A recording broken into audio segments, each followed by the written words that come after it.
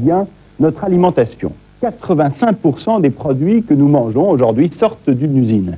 À l'heure du tout industriel, où les machines tournent sans mal et où la copie semble facile, quel intérêt avons-nous à acheter des grandes marques et non des premiers prix? Pour commencer cette émission, nous irons dans les laboratoires où l'on tente d'imiter les recettes exclusives des marques nationales. Des secrets des labos aux rayons des grandes surfaces, nous remonterons jusqu'au hard discounter, là où les produits sont les moins chers aujourd'hui en France. Moins 20, moins 30, moins 40%, mais comment font-ils? Et les producteurs dans tout ça, la matière première perd chaque jour de sa valeur, sont-ils les laissés pour compte de la grande bouffe? Nous verrons à quel prix certains s'en sortent. Enfin, nous irons dans deux endroits surprenants. Dans les coulisses des restaurants où le pire, comme le meilleur, vous allez le voir, nous attendent. Et puis à Moscou, où nous suivrons l'étonnant commerce de Monsieur Georges, qui revend nos restes, les invendus de l'industrie, aux Russes.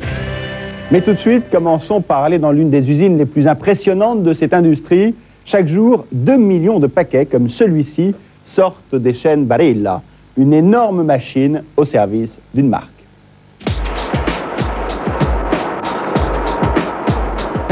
Voici la plus grande usine de pâtes du monde. Nous sommes à Parme, en Italie, le berceau de la famille Barilla. Ici, on ne se déplace qu'à bicyclette. Chaque jour, 100 camions apportent la semoule de blé dur. Elle tombe directement dans ces mélangeurs. Il faut un peu moins d'1 kilo de semoule à 2,40 francs le kilo pour 1 kilo de pâte. Un seul homme surveille la distribution dans les différents silos. Après, on ne verra plus rien. La semoule est mélangée dans des cuves à de l'eau, 25% d'eau au total. Tout est acheminé par tuyau jusqu'aux 11 chaînes de production. Regardez, ce grand tapis qui défile, c'est de la pâte humidifiée. Il suffit alors de la découper à la forme souhaitée. Et voilà les fameux farfallone. Ici, ce sont les penne, découpés à l'hélice.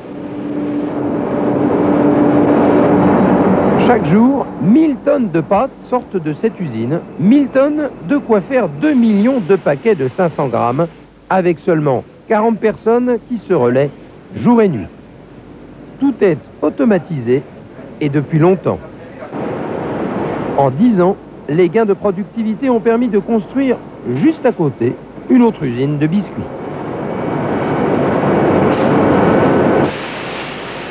Ici, le spaghetti est roi. 400 tonnes par jour, soit 40% de la production totale.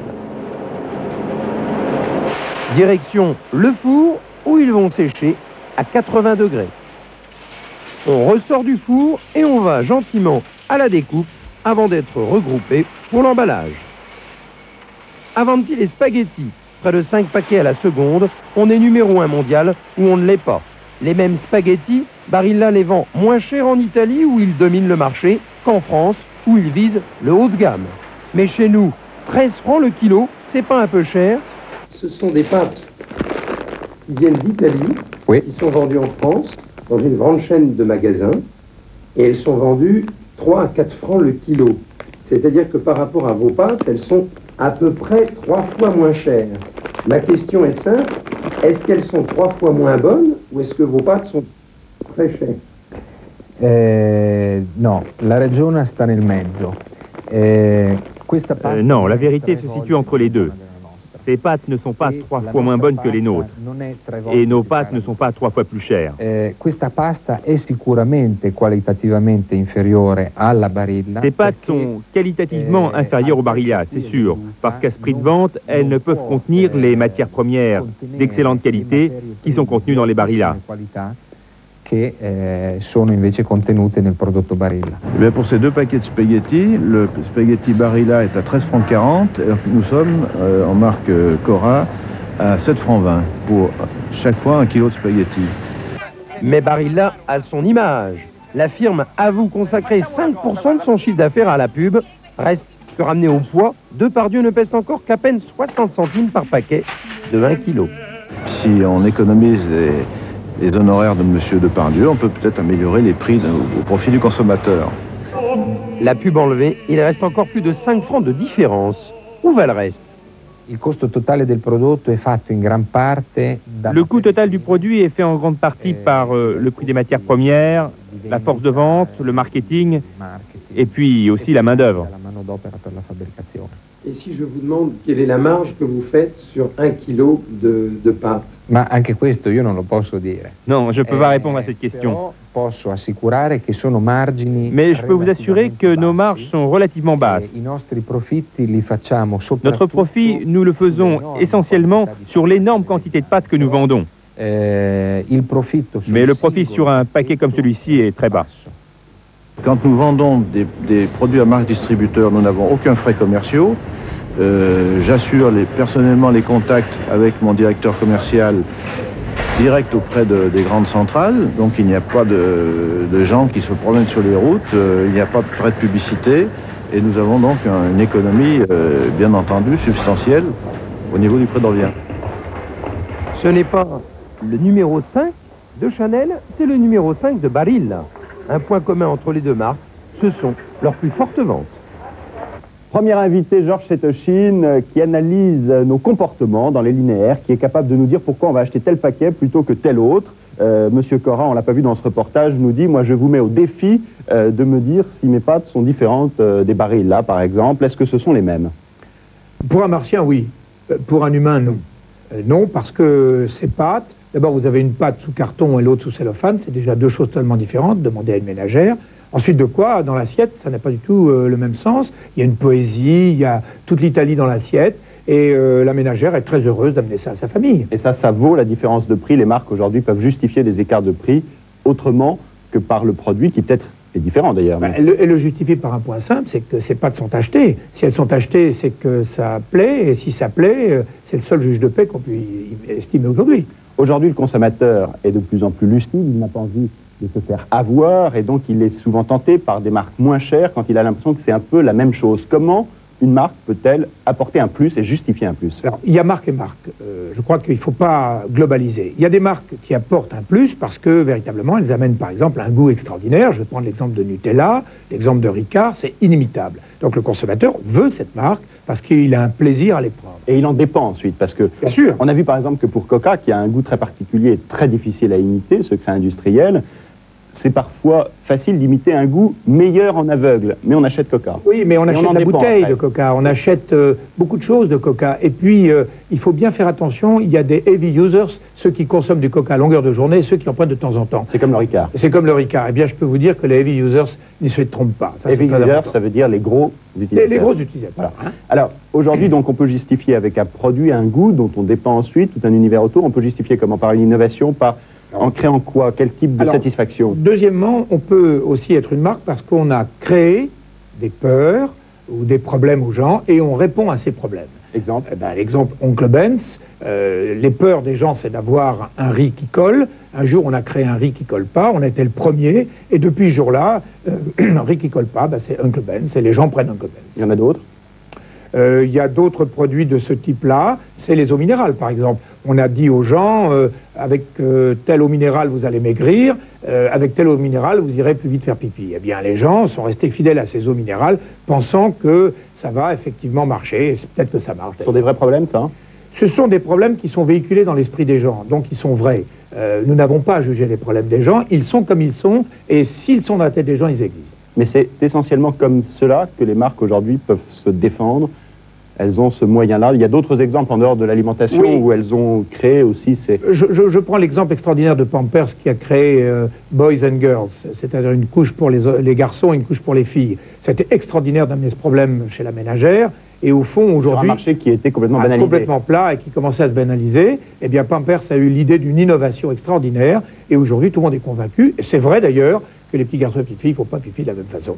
L'image, le standing, est-ce que ça a toujours un rôle aujourd'hui? Ça a de moins en moins de rôle, ça a encore un rôle. Je parle en alimentaire, vous avez l'exemple des whiskies. Dans certains whiskies, c'est vrai qu'il y a du standing, ça n'est pas vrai pour tous les whiskies. Là, vous avez fait des tests très intéressants, on voit des images là, dans un hypermarché, quelqu'un qui hésite. Alors, quels sont les seuils de prix à partir desquels on achète des marques et en dessous desquels on achète des non-marques? Pour recevoir des amis, quand on veut montrer à ses amis qu'on est bien, on achète au-dessus de 100 francs.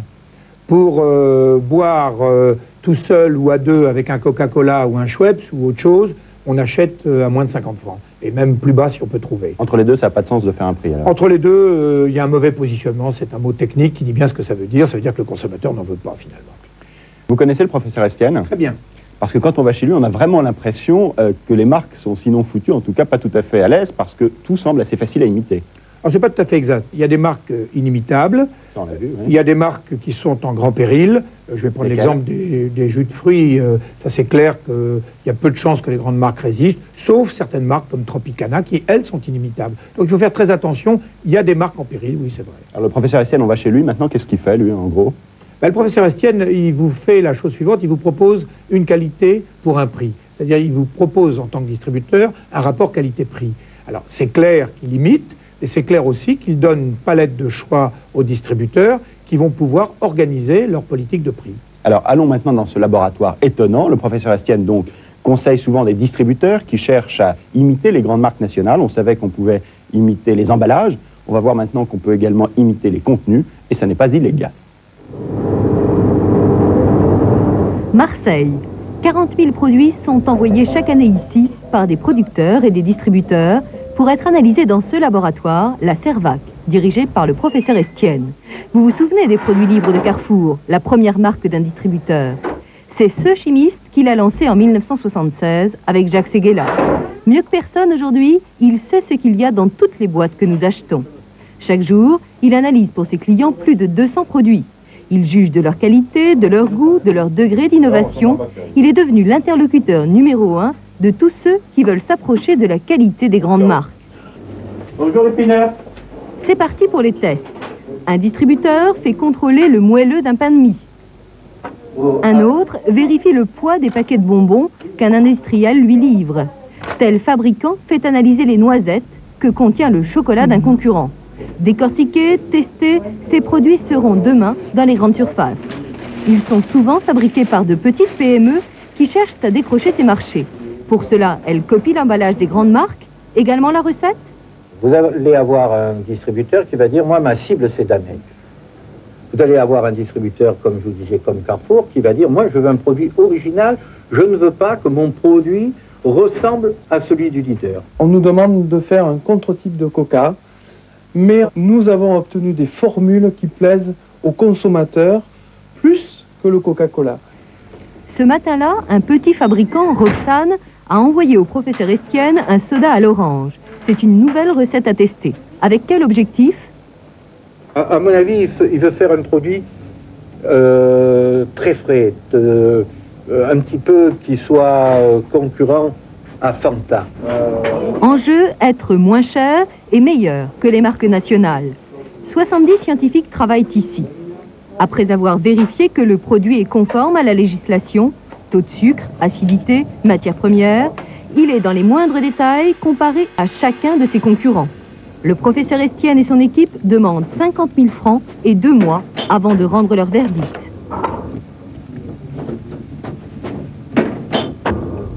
Si la formule est au point, reste à tester le goût dans un autre laboratoire du professeur Estienne. Tous les jours, un jury d'une dizaine de personnes vient y passer 2 heures pour tester les produits. Ils sont payés pour cela entre 100 et 150 francs. Les personnes qui viennent faire ces tests sont soigneusement sélectionnées. Par exemple, on élimine des gens qui ont ce qu'on appelle des gosiers d'acier, qui n'ont pas de papilles. Mais tout peut donc s'imiter aussi facilement? On dit pourtant Nescafé incopiable. Arôme, solubilité rapide, donc c'est une avance technologique indiscutable. Il est inimitable? Actuellement, je ne pense pas qu'il y ait des producteurs de café qui puissent donner un produit de ce type. Mis à part Nescafé et quelques autres, il semble facile d'imiter les produits. D'après le professeur Estienne, l'avance technologique dans cette industrie de l'alimentation est faible. Alors les marques perdent du terrain. Aujourd'hui, elles représentent encore 60% du marché, mais d'après les projections pour l'an 2000, c'est dans 6 ans, elles n'en détiendraient plus que 40%. Qui y aura-t-il à la place dans les grandes surfaces? Invité, Michel-Édouard Leclerc.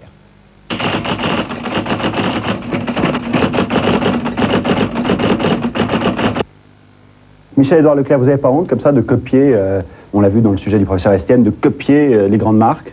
Non, je crois que ce n'est pas la tendance. C'est tout à fait vrai que les marques de distributeurs, dans un premier temps, ont été lancées contre les marques industrielles, mais aussi avec une certaine complicité des industriels, puisque ce sont ceux-là même qui les fabriquaient, nos marques de distributeurs. Qui les fabriquent toujours. Et qui les fabriquent encore, mais de moins en moins, parce que de plus en plus, les distributeurs acquièrent un savoir-faire, s'entourent de services marketing, de services de qualité, ou font appel à des laboratoires comme ceux qu'on vient de voir, et ils ont désormais une autonomie de décision pour travailler sur leur gamme, pour assouplir leur gamme, et donc ont une stratégie de plus en plus autonome. C'est-à-dire que les industriels n'ont pas su faire leur boulot? Si l'on regarde comment les centres Leclerc, qui misaient sur les marques industrielles principalement, ont réagi, oui, c'est un peu vrai, puisqu'au fond, c'est le positionnement trop élevé en prix des marques industrielles qui nous a amenés nous-mêmes à créer des marques de distributeurs. Parce qu'il faut bien voir qu'au départ, la marque industrielle, l'atout de la marque industrielle, c'était d'être moins cher que le produit en vrac, que le produit brut. C'était ça la force de la standardisation avec la stratégie publicitaire des premières marques industrielles. Et puis en fait, depuis trop d'années maintenant, les industriels sur un petit nuage n'ont vu l'innovation que par le haut, tirant les prix toujours vers le haut. Et aujourd'hui, le consommateur ne veut plus payer des produits utilitaires à des valeurs marchandes exorbitantes. Réajustement drastique en termes d'emploi aussi, la productivité toujours plus forte, moins d'emplois. Qu'est-ce que vous répondez à ceux qui, comme le patron de Nestlé dit, par exemple, le consommateur aujourd'hui tue l'emploi? Bon, d'abord, c'est un drôle de discours. En économie, on apprend toujours que c'est à l'offre de s'adapter à la demande et non pas au consommateur, considéré comme un colonisé, de venir à tout prix acheter les biens produits dans une économie. Il ne faut quand même pas charrier. Mais on ne fait pas de discours économique là. Le consommateur tue l'emploi ou pas? Le consommateur ne tue pas l'emploi. Le consommateur exprime des besoins. Il n'est pas d'accord pour payer cher des produits gadgets, des produits frimes, des survaleurs, mais il est prêt à payer un bon prix, des vraies valeurs. Nous sommes obligés nous-mêmes d'adapter notre offre en baissant nos prix, mais nous cherchons aussi de nouvelles valeurs ajoutées. Et regardez dans l'hypermarché, vous voyez le retour du fromage à la coupe, vous voyez le retour du secteur traditionnel en boucherie, en charcuterie, en boulangerie, nous fabriquons nos pains. Et puis vous voyez que le rayon traiteur se développe, ça crée de la valeur ajoutée. Ça crée des emplois plus que ça n'en supprime, parce que ça en supprime aussi. Pas de faux procès. La distribution, malgré la disparition du petit commerce, malgré la guerre des enseignes, est créateur net d'emplois. Mais pourtant, la productivité dans l'agroalimentaire aujourd'hui, dans l'industrie agroalimentaire, baisse. Elle baisse parce que les prix s'ajustent en permanence sous la pression du consommateur. Ça, c'est une réalité. Les emplois industriels baissent. Comment en créer d'autres? Mais il est tout à fait normal que dans une société post-industrielle qui va justement vers le développement des services, que la productivité de l'agriculture et de l'industrie décline. C'est le propre de la nature de ces nouvelles activités où le secteur des services va, par sa productivité, compenser la perte de productivité de l'industrie ou de l'agriculture. Et tout le problème donc aujourd'hui, c'est d'intégrer que le commerce fait partie du service et qu'il est demain le principal vivier de création d'emplois. Ce qui est clair, c'est que vous êtes les maîtres du jeu. Aujourd'hui, dans les linéaires, quand il y a des marques ou des contre-marques qui prennent la place d'autres marques, comment vous sélectionnez ceux qui restent? En période de crise, il est tout à fait vrai que le distributeur a plus de latitude, de flexibilité que l'industriel, qui a un délai de réponse au marché beaucoup plus long. Mais donc notre problème à nous, c'est pas de faire une économie sans les industriels. Dans le groupe Leclerc, on préférerait avoir des marques industrielles. Mais si les marques industrielles veulent à tout prix vendre plus cher que les attentes du consommateur, on ne les vendront pas. Donc il faut aujourd'hui qu'industriels et distributeurs prennent conscience que c'est le consommateur qui fait le marché. C'est pas la peine de diaboliser le distributeur, il n'est que l'interface avec le consommateur. Et à contrario, c'est pas en vendant plus cher qu'on va vendre plus et créer des emplois. Pas diaboliser, mais vous êtes perçu parfois comme le diable. Il y a des industriels qui nous ont dit, chez Leclerc, pour rester, il faut payer toujours plus. Écoutez, de toute façon, le jour où je vendrai plus cher, où Leclerc sera plus cher, on n'emmerdera personne. Donc c'est bien la corrélation, elle est tout à fait juste. Plus on dira du mal de Leclerc dans l'industrie, et plus ce sera un signe qu'on est performant en prix. En tout cas, vous avez encore du boulot parce qu'il y a encore moins cher que vous. Eh bien, il faudra le prouver, parce que nous, on n'a pas l'intention de se laisser avoir. On va le prouver maintenant, merci. Nous allons maintenant là où se vendent les produits les moins chers de France. On les appelle les hard discounters. Ils cassent les prix jusqu'à 40% en dessous de ceux pratiqués dans les grandes surfaces.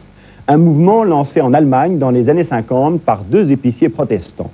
Ici, la marque n'a plus le droit de citer. Seuls les prix comptent et il arrive que la qualité suive. Recette, Jean-Paul Billot. Silence, on vend. C'est la devise des hard discounts. Car aujourd'hui, c'est la guerre entre les 10 enseignes qui se partagent cette nouvelle forme du marché de l'alimentation en France. Les enjeux sont considérables. Le chiffre d'affaires du hard discount augmente de 80% par an. Alors c'est la course. Chaque enseigne hard discount veut s'implanter la première en laissant filtrer le minimum d'informations aux concurrents. Chaque jour, un nouveau magasin ouvre ses portes en France, Mais les caméras ne sont pas les bienvenues. Allô? Nous ne communiquons pas avec la presse, enfin avec la télévision. On ne participe pas à ce genre d'émission. Ça ne fait pas partie de notre système de travail. Lui, c'est le mutant du hard discount. Il ne fait jamais comme les autres et a accepté de nous ouvrir ses portes. Il s'appelle Roger Ducrotté et dirige aujourd'hui 100 magasins. Il en aura le double à la fin de l'année. C'est l'un des challengers les plus sérieux des leaders. Sa force à lui, c'est d'avoir un réseau. Les mutants ont été créés en 86 par les coop de Normandie. À l'époque, ces magasins perdaient de plus en plus d'argent. Le mutant a redressé la barre en créant une nouvelle forme de distribution, secret bien gardé de cette réussite, la gestion. Les gens qui pensent qu'ils peuvent faire du hard discount comme on joue à l'épicière quand on a 10 ans, c'est une erreur fondamentale. Il y a des règles de gestion dans un hard discount qui est très importante. Et qui sont très importantes. Et ces règles, si elles ne sont pas respectées, les gens vont se casser la figure. Et alors, les gens qui les ont découvertes, ils ne vont pas s'amuser à les filer avec leurs petits copains. Hein, ils préfèrent quand même que ce soit eux qui en profitent. C'est ce qui me semble un peu naturel. Le premier secret du hard discount, c'est le magasin. Ici, très peu de stock en réserve, tout est transféré directement du camion rayon par palette entière. L'arme absolue des employés, le cutter, pour ouvrir les cartons. Mais là, s'arrête la manutention. Les produits ne sont jamais déballés et alignés sur des linéaires comme dans un supermarché classique. Gain de temps, gain de personnel. Autre originalité, la polyvalence obligatoire des employés qui passent des rayons à la caisse sans problème. Pas de musique d'ambiance et un simple éclairage néon pour limiter les frais. Enjeu numéro 1 pour les hard discount, réduire les frais de transport. En moyenne, prix fournisseur, le kilo de marchandises coûte 7 francs au mutant, le même kilo coûtera 14 francs pour un hypermarché classique. Le coût du transport, lui, est toujours fixe, mais pour le mutant, c'est cher. Il faut savoir que pour transporter une tonne de produits hard discount, ça coûte 3 fois plus cher que de transporter, par rapport au chiffre d'affaires, ça coûte 3 fois plus cher que de transporter une tonne de marchandises dans un supermarché. Donc il faut trouver des solutions de logistique. Entrepôt du mutant. C'est d'ici que partent les camions à destination des magasins. Ces préparateurs suivent à la lettre les instructions du bon de commande établi par chaque responsable de magasin, mais la commande ne suffit pas toujours à remplir un camion. Lui, c'est Monsieur Plus. Son boulot, remplir le camion au maximum. Le magasin n'a pas commandé de papier toilette, mais ça ne fait rien, il en aura quand même. Monsieur Plus, il est chargé de remonter les palettes un maximum, c'est-à-dire tout ce qui est inférieur à 1,70 m, on le remonte. On choisit les colis les plus légers de manière à ne pas écraser les 10 palettes, et de manière à parvenir à entre 2 mètres et 2,20 m. Sans Monsieur Plus, il aurait fallu payer 120 camions supplémentaires, économie réalisée, 2 millions de francs par an. L'attrait principal du hard discount, ce sont les prix, en moyenne inférieurs de 20 à 30% par rapport à ceux des hypermarchés.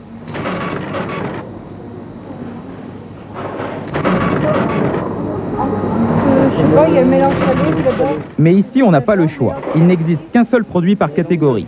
Pour les fabricants, c'est la bonne affaire, car ils ont le monopole de la vente sur un type de produit. Mais encore faut-il être retenu, et là, l'examen de passage est difficile. Bien, alors Monsieur Macouin, tout d'abord, je vous salue. On n'a pas l'occasion de se connaître. Pardon ? On n'a pas l'occasion de se connaître. Si, je vous ai rencontré. Réunion au sommet entre le directeur commercial de Général d'Arachide et le directeur des achats du Mutant. Ah bon ? D'accord. Donc voilà. Donc les volumes qu'on a aujourd'hui, avec 95 magasins, théoriquement, à la fin de l'année 94, ils vont doubler, puisque de 95 magasins, on va passer à 200. Voilà l'enjeu du marché pour le fabricant. Passons maintenant aux choses sérieuses, le prix du paquet de pistaches. Le Mutant a déjà des propositions venant d'autres industriels. Je crois que c'est en 26-28, d'ailleurs à un prix très intéressant. Ah non, 28-30. Ouais. 28-30. Mais là, bon, je dirais que j'ai un prix oui, alors, attention, qui me paraît canon. Oui, moi je peux vous faire des prix extrêmement canons, monsieur Gilbergen. Garantie, attention. Hein. Moi, les prix que j'ai là, par exemple, sont garantis jusqu'au 1er août 94. Attendez, je vais vous donner quelque chose de mieux que ça, là.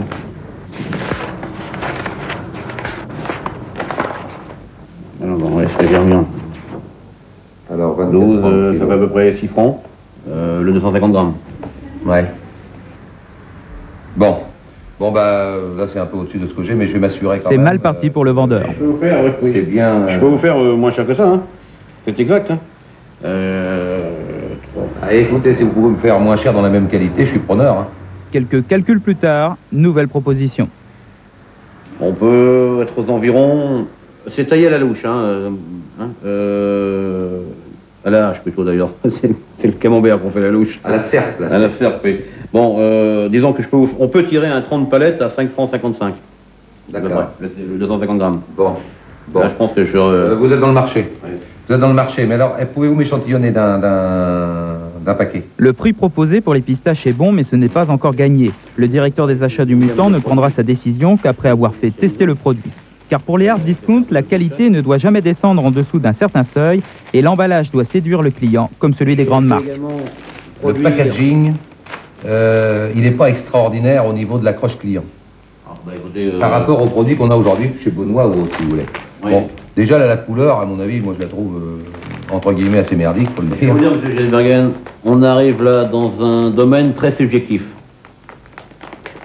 Tous nos emballages correspondent au code couleur qui existe dans ce milieu, dans ce marché. Le directeur commercial de Général Arachide doit trouver les bons arguments, car la mise au point du packaging a déjà coûté 500 000 francs. À ce prix-là, il n'est pas prêt de le faire changer tout de suite. La réponse du Mutant n'arrivera que dans quelques semaines, après avoir fait tester sérieusement la qualité des produits. Parce que autant le client chez lui se rappellera que le produit n'est pas bon, il ne se rappellera pas toujours le prix. Vous voyez ce que je veux dire? Mais par contre, si c'est dégueulasse, ça va, il s'en rappellera.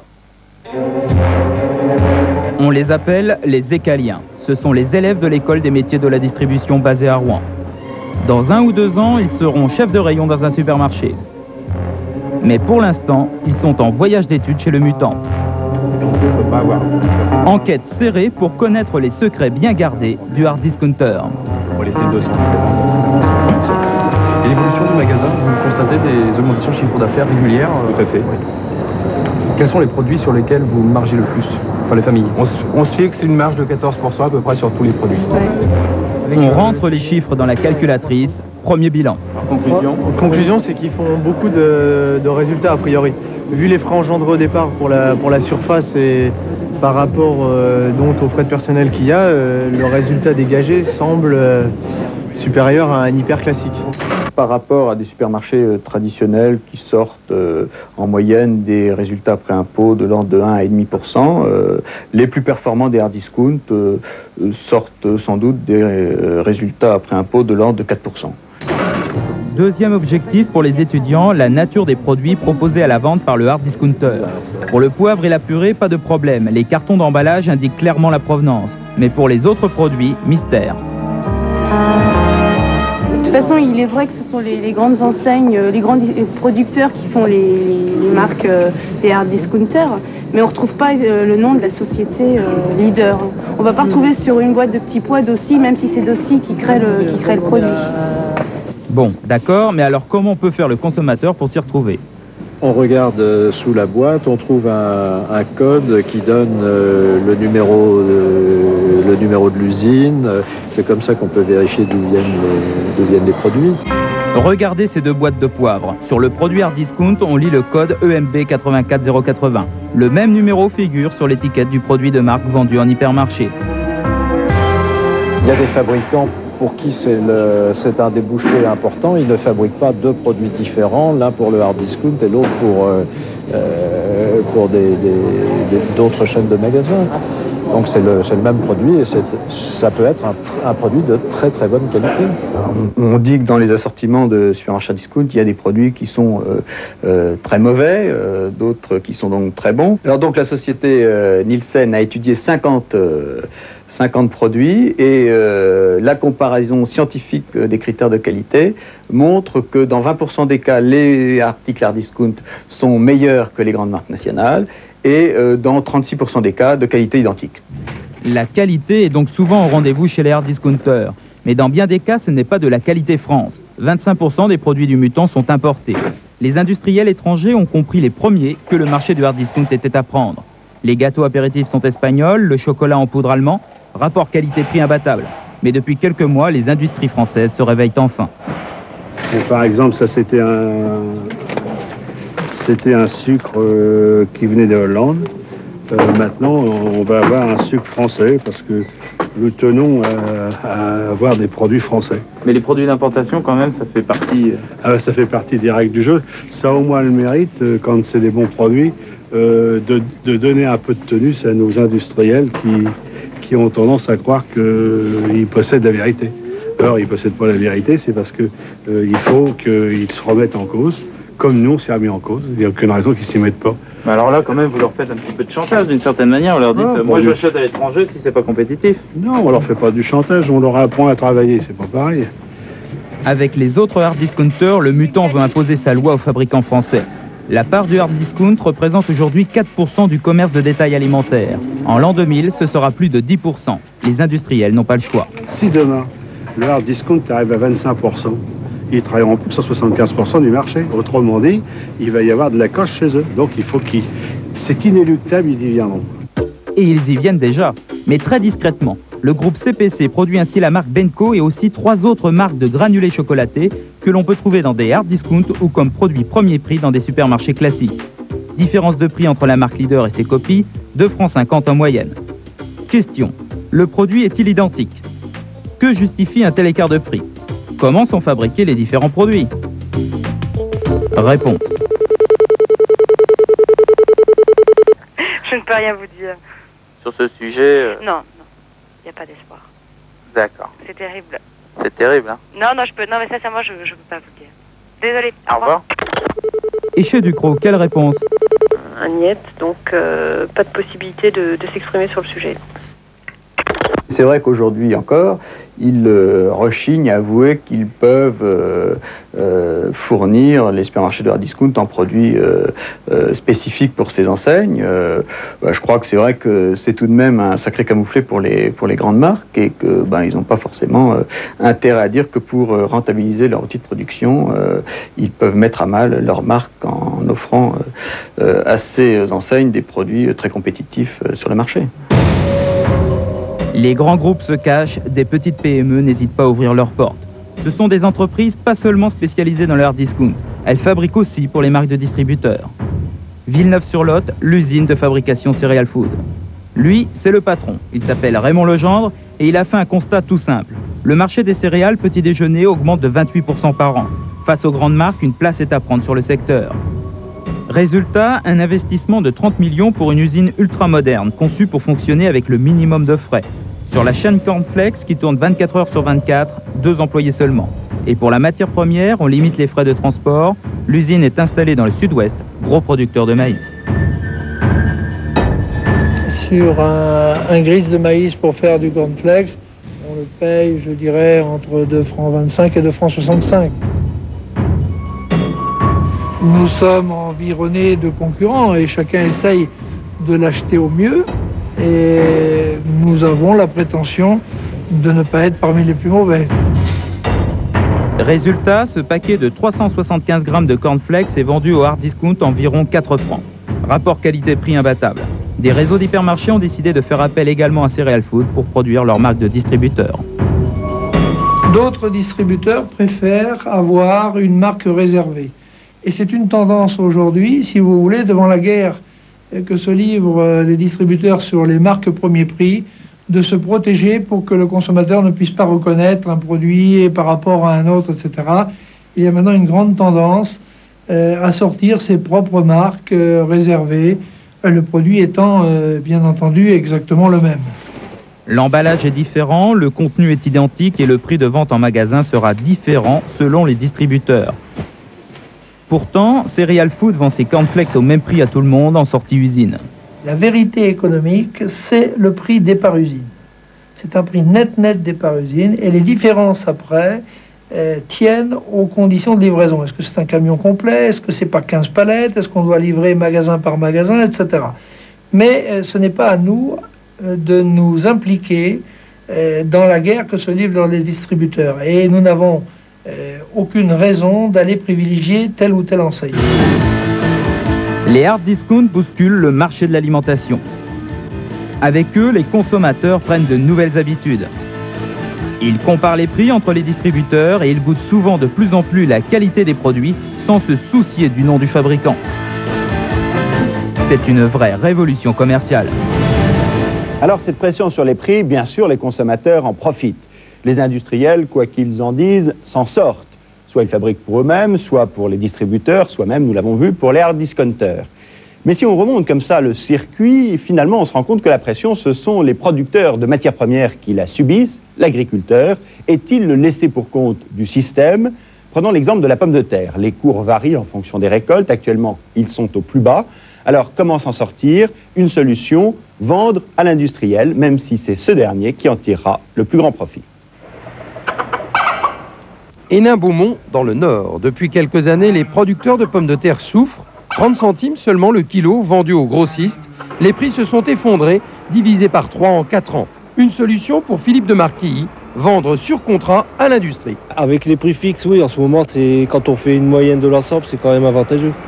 On a un prix fixe au niveau des 50 et plus, ça se vend en 80 centimes. 50 et plus. Hein. Sinon, bon, alors, en ce moment, une offre d'achat comme aujourd'hui, c'est 39 centimes.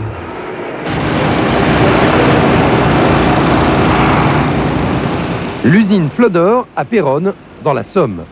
La marque produit également pour Carrefour. Ici, on traque la mauvaise pomme de terre. Là, on fait un échantillon, un test de cuisson pour savoir si ça va cuire. Si ça ne cuit pas, le refuse. Les chips doivent être jaunes. Trop colorés ou trop noirs, et c'est le refus. C'est pas très positif pour l'instant. Pourquoi? Parce qu'elle commence à se colorer là déjà. Et ça va déterminer la note de couleur des chips. Alors si j'ai une note au-dessus de 38, bon bah on peut faire décharger la remorque. Bon là j'ai 38,8, bon bah c'est bon. Ouf, c'était juste. Soulagement chez l'agriculteur. Ça dépend de la qualité. Hein. Mais là, c'est de la bonne qualité? Ah ben voilà, il faut. Hein. Ah ça rentrerait pas à l'usine. Hein. McCain, près de Béthune. Même principe chez le numéro 1 de la frite surgelée. Contrôle de qualité couleur dès l'arrivée. En avant les pommes de terre. Vous avez brillamment surmonté l'épreuve. Direction l'épluchage qui se fait par choc thermique à 200 degrés. À peine sorti du bain, la découpe, les tubercules sont projetés sur ce type de couteau à plus de 100 km à l'heure. Une petite douche et un ultime contrôle grâce à une caméra qui repère les points verts ou noirs sur les frites et les élimine au couteau. Prêt pour la cuisson. Dans cette gigantesque friteuse, 5000 litres d'huile renouvelée 3 fois par jour.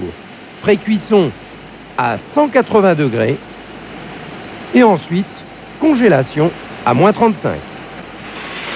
La matière première ne coûte pas cher, seulement 1,20 franc de pommes de terre et 13 centimes d'huile pour un paquet de 1 kg vendu environ 6,80 francs aux distributeurs et 9 francs aux consommateurs. Malheureusement, comme je vous l'ai dit précédemment, ce groupe est privé et ne développe pas et ne dévoile pas ses bénéfices, mais c'est une société qui a un niveau de performance qui est comparable à la moyenne de l'agroalimentaire. Rien ne se perd dans la pomme de terre. Celles qui ne sont pas assez grosses pour faire des frites, eh bien, on en fait de la purée en flocons. La pomme de terre déshydratée devient une feuille sèche à 6% d'humidité. Donc vous rajoutez de l'eau, du lait, du beurre, et vous faites une excellente purée. Bon là ici il y a à peu près 1000 tonnes de pommes de terre qui représentent à peu près 250 tonnes de chips, qui équivaut à 1 250 000 sachets de 200 grammes de chips qui seront fabriqués en environ 3 jours. 3 jours de production pour l'usine. Chez Flodor aussi, on sait multiplier la valeur de la pomme de terre. Transformée en chips, elle vaudra 10 fois plus en magasin. Dans les années 1980, on tournait à peu près à 38 heures à la tonne. Notre objectif pour l'année 94, d'arriver à 17 heures à la tonne. Et actuellement, on doit tourner vers les 21 heures à la tonne. Et quand Madame Plus ajoute 10 centimes de paprika, le prix du paquet de 100 grammes augmente de 1,80 franc et la marge sensiblement supérieure. Mais pas de beaucoup. Messieurs les producteurs, le consommateur veut aujourd'hui un produit transformé. Mais attention, sachez que les industriels traquent la qualité jusqu'au bout. Ils n'aiment pas les coups et les bosses que subissent vos pommes de terre. Et il y a désormais des mouchards électroniques dans les camions. C'est un piège à endommagement, un tubercule électronique, bourré de capteurs, et en fonction de la hauteur de chute, on peut mesurer, nous obtenons un chiffre qui donne l'intensité de la chute qui est corrélée à l'endommagement. Monsieur Blandin, vous êtes agriculteur et vous vous en sortez très bien. Alors vous allez nous expliquer comment, mais déjà, est-ce que c'est une bonne solution de vendre à un industriel, quand on fait de la pomme de terre par exemple? Disons que d'abord, je tiendrai à préciser que je ne m'en sors pas forcément très bien. C'est pas pour noircir le tableau, mais c'est pour dire que pour rester performant dans le métier que j'exerce, il faut toujours être à la pointe. En revanche, pour ce qui concerne le problème des pommes de terre, il faut savoir qu'il y a plusieurs filières. Vous avez la filière que nous venons de voir, qui est la filière industrielle, où là, bon, l'agriculteur est un petit peu laminé, mais assure quand même ses arrières. Oui, on a vu que le paprika rapportait plus que la pomme de terre. Effectivement. Avec 10 centimes de paprika, on fait augmenter le paquet d'1,80 €. Voilà. Ça, c'est une astuce industrielle, mais qui ne rapporte rien à l'agriculteur. En revanche, il faut savoir aussi qu'il y a des agriculteurs qui sont orientés vers les pommes de terre de qualité, et notamment les producteurs des régions de bord de mer, style Noirmoutier, qui produisent des pommes de terre précoces ou tardives, et qui, eux, trouvent une véritable valeur ajoutée dans le produit brut, sans avoir besoin de le vendre à un transformateur. Vous faisiez quoi? Et vous faites quoi aujourd'hui? Parce que ça n'a pas marché toujours bien. À l'origine, j'étais un producteur de céréales et de lait. Et puis, face à la crise et à la diminution du prix des produits, j'ai été obligé de reconvertir mes activités vers la production de légumes au départ, et puis ensuite, au mesure que mes expériences se sont développées, vers les mini-légumes. Alors, les mini-légumes, là, vous les avez valorisés formidablement bien, on va le voir avec votre associé. On part en Provence, et alors là, vous avez fait vraiment de l'or avec de la carotte, quoi. On va regarder ça. De l'or, peut-être pas forcément de l'or. Enfin, de l'argent. Des légumes. Au pied des Alpilles, tout près des Baux-de-Provence. Nous sommes à Maussanne, au moulin du Mas des Bars. Le propriétaire des lieux, René Quenin, n'est pas à plaindre. Il fabrique de l'huile d'olive. 30 000 bouteilles par an, l'olivier, ça rapporte. René Quenin, à droite, écoute attentivement les conseils de son ami Patrice Blandin, venu du Vézelay, l'aider à se lancer dans les mini-légumes. Là, on va juste les nettoyer d'un petit coup de binette pour les tu vas les, mais tu les butes un petit peu aussi pour qu'elles tiennent bien droites ou pour l'arrosage aussi. Pour l'arrosage aussi, oui. Avant, dans ses serres, René faisait du melon, mais ça ne paie plus. La concurrence espagnole casse les prix. Là, j'en fais plus, hein. Ça sert à rien. On me pousse 20 millions pour en faire 22, je vois pas où on gagne des sous là. Et les mini-légumes, c'est beaucoup mieux? Il faut faire attention au traitement, il faut faire attention à tout ce qui est bestiole, hein. Pareil. Hein. Ça ne demande pas des soins particuliers? Non. Et les cycles sont plus courts. Alors, ramassage plus rapide et possibilité de travailler un peu plus au niveau du sol. C'est-à-dire rentabiliser un peu plus les serres. Ça, c'est un produit fini. On met ça dans les fours à vapeur. Ça sort 3 minutes après, c'est cuit. On met ça en présentation sur l'assiette avec quoi que ce soit et c'est sensationnel. Le gars, il n'a pas perdu de temps. Il n'a pas dit à son sbire, tiens, pèle-moi des carottes. C'est fini. Le produit, il est fini. Ça vaut vraiment payer l'employé. Vous payez l'employé des sommes astronomiques. Pour peler 1 kilo de carottes, asseyez-vous et contrôlez le temps que vous mettez. Vous verrez. Des mini-légumes qui rapportent 6 fois plus que les légumes habituels. Blandin et son compère ont repéré le créneau. Reste qu'il faut impérativement les ramasser à la main. Pas de mécanisation possible. La main-d'œuvre est plus coûteuse. L'autre secret, ici, tout est arrosé à l'eau de source. Et il n'y a pas que les légumes qui apprécient. Ah, l'été, si tu veux boire un verre bien frais, là, ça c'est bon. La qualité, c'est aussi le lavage à l'eau de source, juste avant l'expédition. Et on retrouve nos mini-légumes au restaurant, ici à Paris, au Cuisinier François. Le mini-légume, il permet au cuisinier de présenter le légume entier au client et de pouvoir varier sur la même assiette une quantité quand même assez grande de légumes.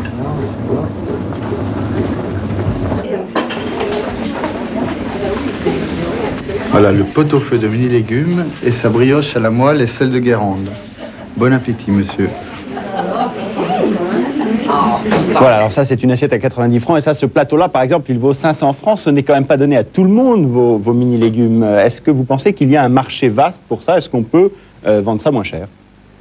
Pas nécessairement moins cher, mais disons qu'on peut faire connaître parce que je pense que dans le comportement du consommateur, aujourd'hui, ça a uniquement la connotation décor et luxe. Et donc, il ne regarde même pas le produit, même si on lui propose à un prix intéressant. Oui, mais enfin, il y a quand même le prix. Est-ce que ça sera toujours un produit de luxe?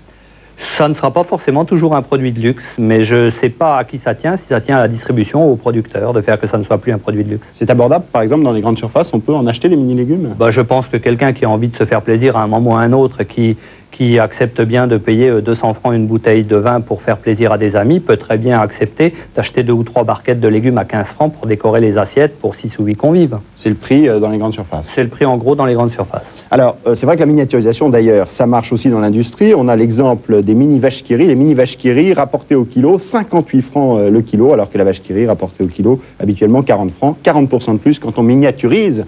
C'est un luxe, ça coûte cher aussi parce qu'il faut des machines spéciales pour le faire et parce que la distribution marge plus sur ces produits-là. Alors, est-ce qu'il y a d'autres voies, d'autres solutions dans les légumes, par exemple, pour créer des richesses, de la valeur ajoutée?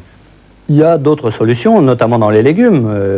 Donc, il s'agit des légumes prêts à l'emploi pour les ménagères. Donc, ça s'appelle la 5e gamme. Ce sont des légumes qui sont tout prêts, pré-cuits, en cuisson extrusion sous vide ou surgelés. Et donc, vous les retrouvez maintenant un petit peu déjà chez Picard et quelques spécialistes de ce genre de distribution. C'est un débouché intéressant, ça, pour l'agriculteur? Ça peut être un débouché intéressant, mais ça se tourne quand même vers l'agriculture et l'agro-industrie. Et donc, c'est pas toujours l'agriculteur qui récupère la plus-value de ses produits. Pourquoi? Parce qu'il faut investir dans des machines, là aussi? Il faut investir dans des machines, et donc 1 million de francs pour couper des légumes, 1 million de francs pour faire une purée de légumes, c'est quand même pas à la portée de n'importe quel agriculteur. Vous en êtes sorti comment, finalement? Parce que vous étiez agriculteur, maintenant vous êtes agro-industriel, marchand... je dirais que je tiens à garder le côté agriculteur, parce que c'est ce qui m'a permis de rester sur cette terre et qui me fait tout le plaisir d'y vivre. Mais je me suis aperçu que le côté commercial était ce qui faisait qu'un produit ou non allait pénétrer sur un marché. Et donc, moi, par mon penchant naturel, j'ai été plus porté vers le marché que vers la production. Et aujourd'hui, les agriculteurs n'ont pas assez conscience du marché, ils n'ont pas toujours aussi les moyens d'y faire face, parce que dès qu'on prend le marché comme ça en pleine figure, on voit aussi des tomates qui arrivent du Maghreb, du Maroc ou de la Tunisie moins chères qu'en France, et on ne va pas fermer les frontières. Donc là, comment on fait? Il y a aussi des réalités terribles. Oui, ça, vous en êtes conscient? Je suis tout à fait conscient des réalités terribles, et contre ces réalités, si vous voulez, je pense que dans l'état actuel des choses, nous ne pouvons lutter. Donc il faut s'adapter, d'où le créneau mini-légumes, et d'où d'autres créneaux peut-être à créer.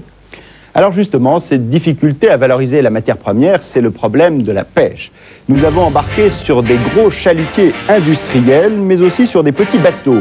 Retour juste après la pub, dans une deuxième partie d'émission où nous irons également dans les cuisines de quelques restaurants. Âme sensible, s'abstenir lorsque la direction des fraudes fait une descente. Enfin, que fait-on des restes de ces milliers de produits invendus? Vous découvrirez un personnage étonnant qui en a fait son business et dont la fortune se chiffre aujourd'hui en millions. A tout de suite.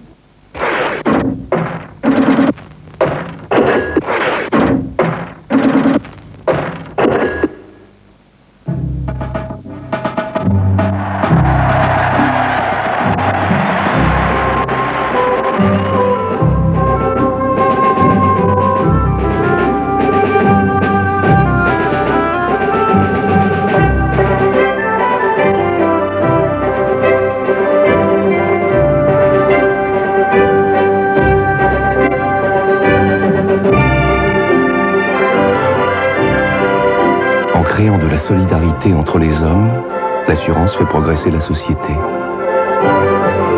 L'assurance, c'est depuis 175 ans le métier des hommes et des femmes des AGF. Parce que demain se décide aujourd'hui, AGF avec vous. Les problèmes de barbe, moi je les rase. Avec Nobacter. C'est une mousse à raser, mais aussi un médicament.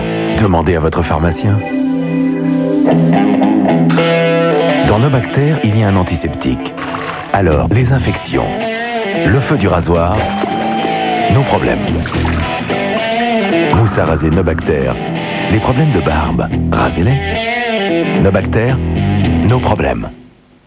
Nostalgie présente Let's Go Disco! Let's Go Disco, c'est les plus grands hits du monde.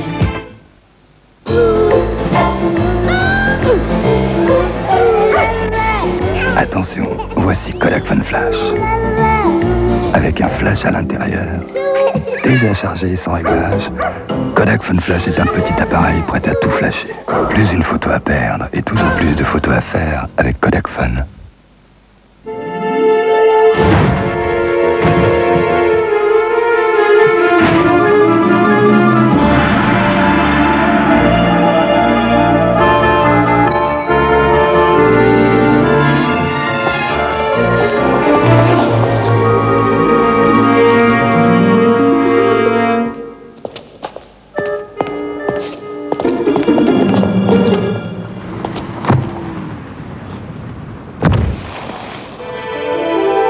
Décidément, il n'y a que la Renault 19 qui lui résiste. Comment Lénore fit une grande révolution en devenant tout petit. Ouf! 5 jours sans vous, ça a été long. Mais tu n'étais pas vraiment partie, maman. Ah bon? Tu revenais toutes les nuits mettre des fleurs dans mes habits. C'est vrai, 5 jours et ça sent encore très bon. Eh oui, j'ai le nouveau Lénore Ultra Plus. Si concentré qu'un demi-petit bouchon suffit pour que jour après jour, sa fraîcheur se libère. Et ça, jusqu'à 5 jours. Et c'est doux comme toi. Nouveau Lénore Ultra Plus. 5 jours de fraîcheur, c'est ça, Ultra Plus. Pur Arabica de Colombie. Arôme et subtilité.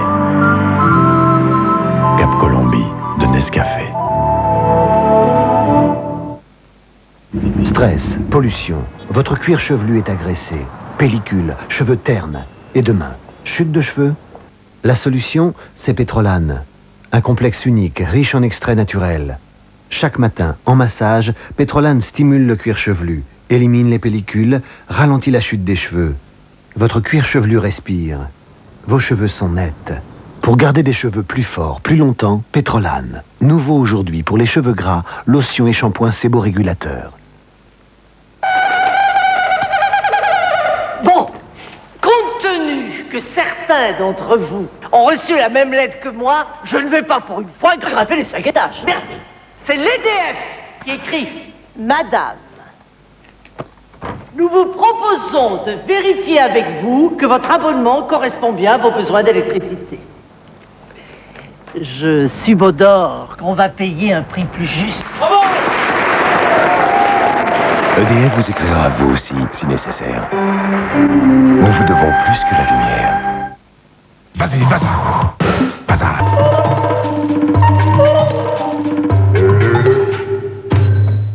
La Grande Bouffe, deuxième partie de cette émission, vous avez tous en tête les images des pêcheurs. Elles datent d'il y a quelques semaines, elles étaient particulièrement violentes. Pour comprendre cette crise, nous sommes partis du consommateur. Aujourd'hui, quand il achète du poisson frais, il le souhaite dans 50% des cas sous forme de filet. Prédécoupé ou même entier, la provenance lui est complètement égale. Là, la sole va être vendue 40-50 balles. À Paris, elle vaut 100 balles la pièce. Moi, je n'ose plus manger à Paris, j'ai peur. Un pêcheur. C'est facilement 100 balles comme 1000 balles. Un marailleur, ou plutôt 2 marailleurs, qui se disputent un poisson à coups de mimiques et de clins d'œil.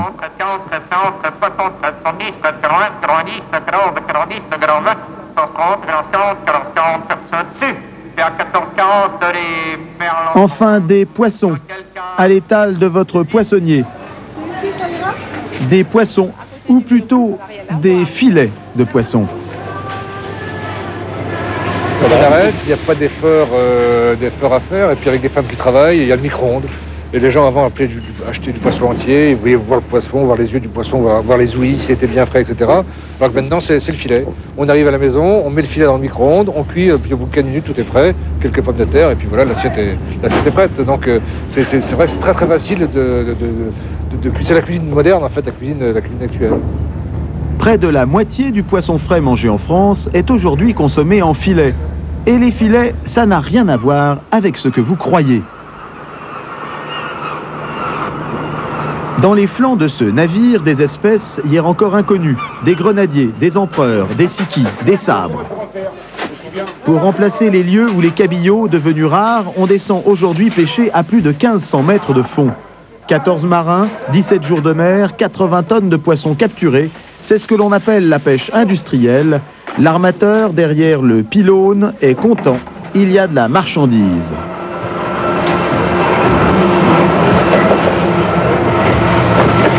Et pendant 6 heures, 40 dockers embauchés vers minuit et payés 480 francs nets pour la nuit vont décharger et trier la précieuse cargaison. Moi je trouve que le poisson ici, plus il est vilain, plus il est bon. Est-ce que vous allez me présenter ça dans une poissonnerie? Franchement, vaut mieux en faire des filets, non? Hein? Non, c'est vrai qu'on voit la gueule du poisson. Bah, je préfère le voir en filet, alors. Bah,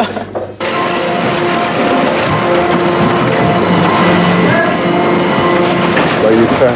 Ouais, il a 15 jours. Si on peut appeler qu'il est frais.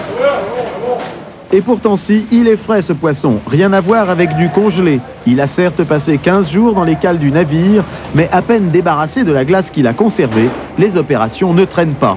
Ce jour-là, à la Criée de Lorient, 1600 caisses de 50 kg de poissons recouvertes de glace propre vont changer de main entre 6 h et 7 h du matin.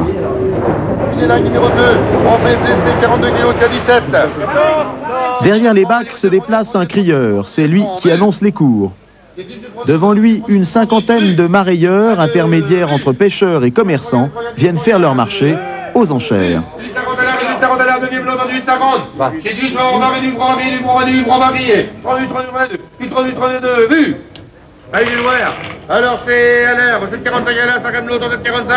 Pour acheter au meilleur prix, les marailleurs se tiennent au courant des cours des autres ports français et étrangers.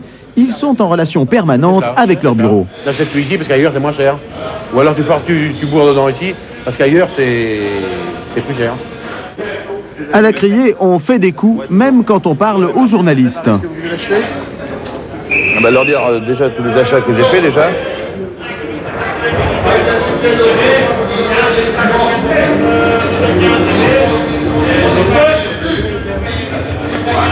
Bonne opportunité à prendre.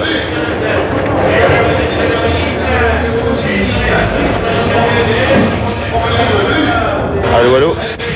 Alors, grenadier, 500 kg, 8,75 en crié, 8,75. Notre marailleur a acheté au bon moment, il peut sourire. Le cours est en train de baisser, donc une opportunité à prendre et puis à remonter derrière. Vous êtes à l'écoute de tout, hein, tout le temps.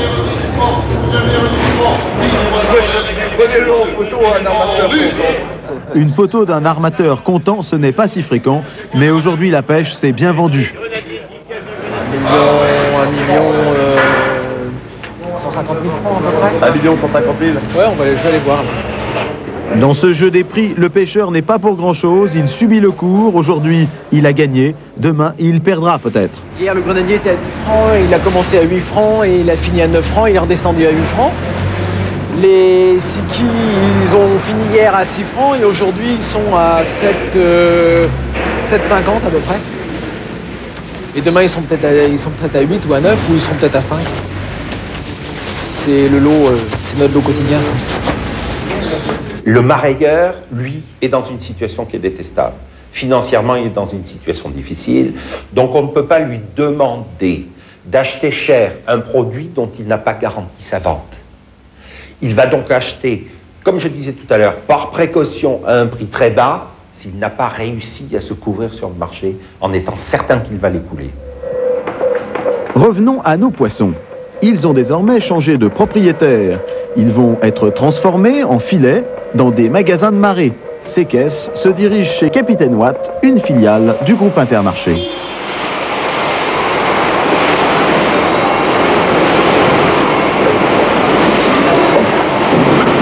Le début de travail se fait en général aux environs de 6 h du matin et pratiquement maintenant à 14-15 h il faut avoir fini pratiquement la production pour les premiers départs.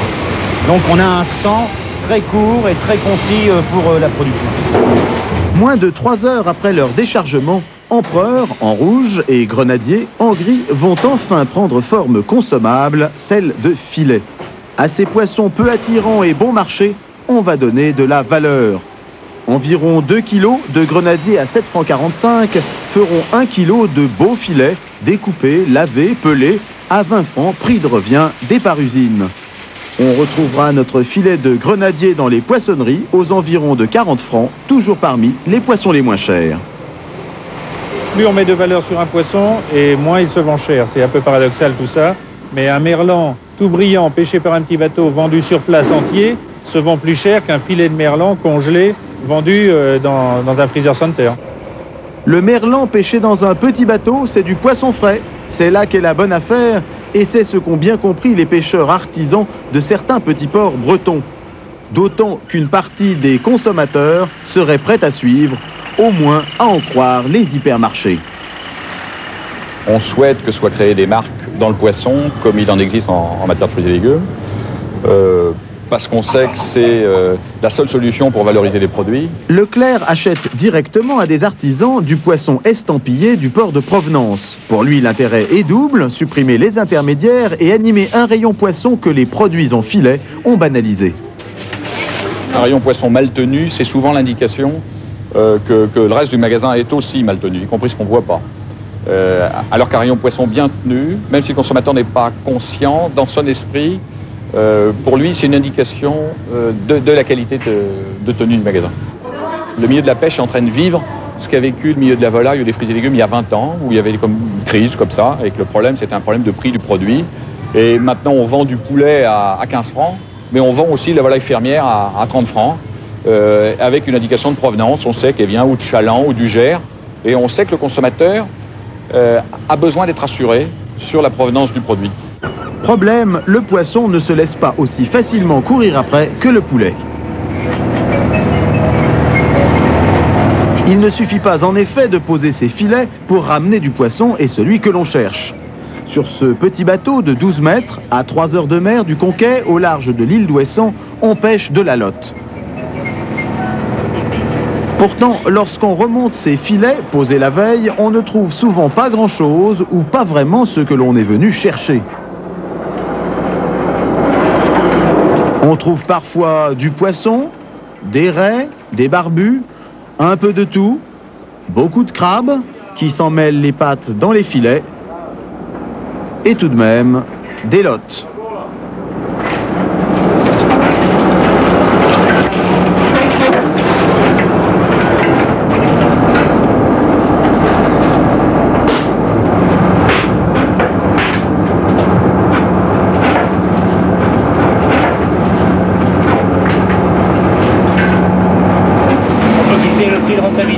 D'un navire au point de vue de la lotte aux environs de 30 francs.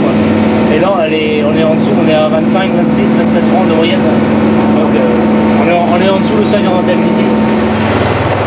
C'est d'un bateau comme celui-ci que vient le poisson étiqueté qu'on trouve chez Leclerc. Mais si le distributeur accepte de payer le prix fort pour avoir une étiquette, pêchée par le bateau Intel, sur la queue des bestioles, il est bien le seul. Le marché pour l'instant se fait encore tirer l'oreille.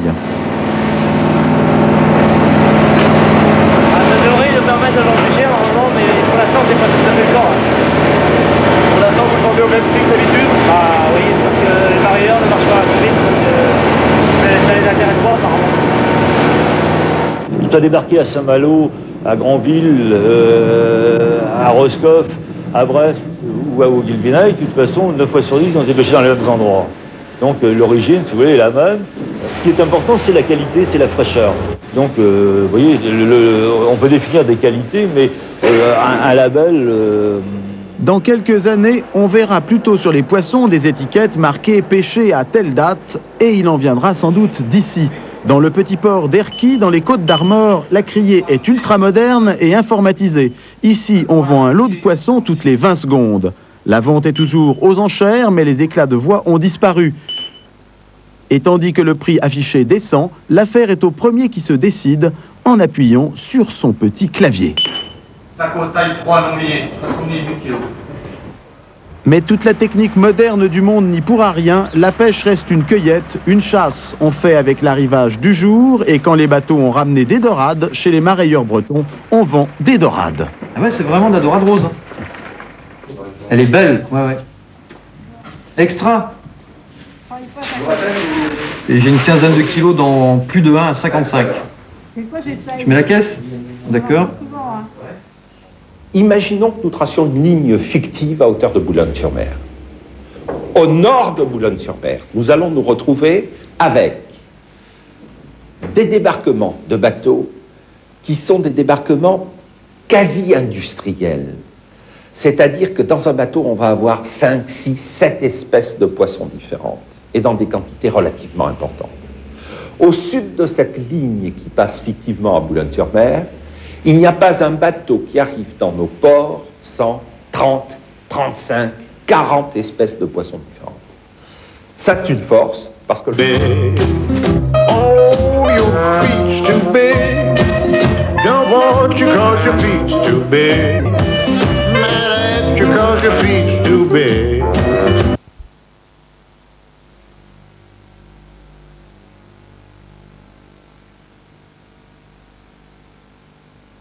Mathématiques. Toute l'année, on pêche de la sole en Hollande. Il y a de la sole tous les jours en Hollande. On cherche avant tout à avoir une matière première, un approvisionnement régulier en termes de qualité et de quantité en matière première. Et ça, c'est impossible quand on a une seule source d'approvisionnement. Donc on est contraint d'avoir plusieurs sources uniquement pour avoir, je dirais, un commerce de tous les jours. Et donc vous achetez aussi, vous disiez, à l'étranger? Oui, on achète à l'étranger, effectivement. Danemark, en principe les pays CE, quoi. Mais enfin, là où est le poisson, finalement, je dirais qu'il n'y a pas de limite de frontière.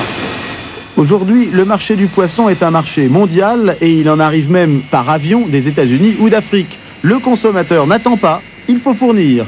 Et jusque dans les réserves de Leclerc Viry-Châtillon, grand défenseur du poisson français, on voyage.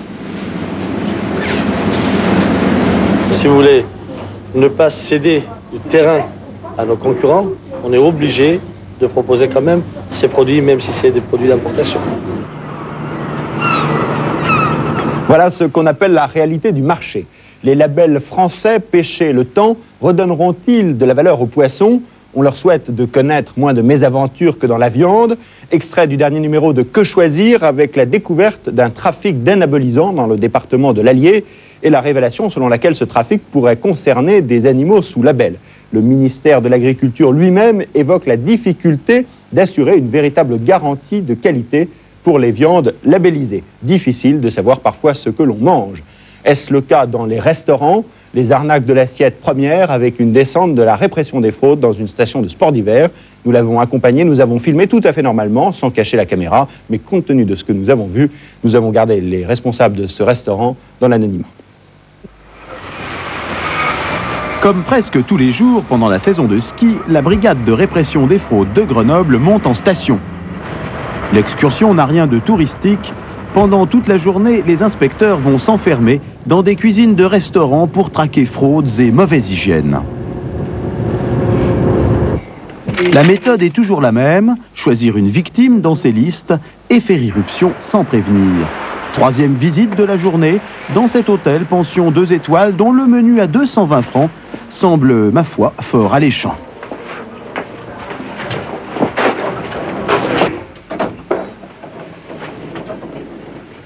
Ça commence mal, l'ascenseur est en panne.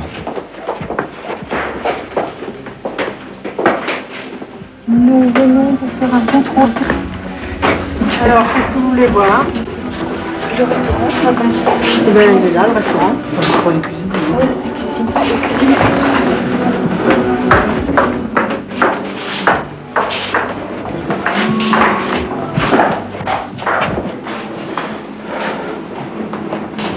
Premier souci des inspecteurs, l'hygiène et direction, la chambre froide.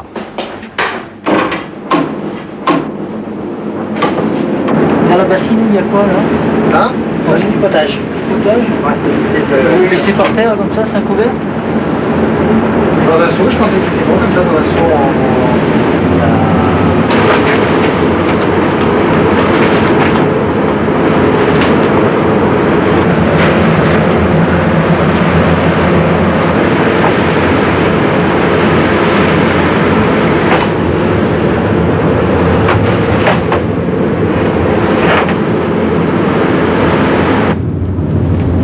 Bonne nouvelle pour le reste.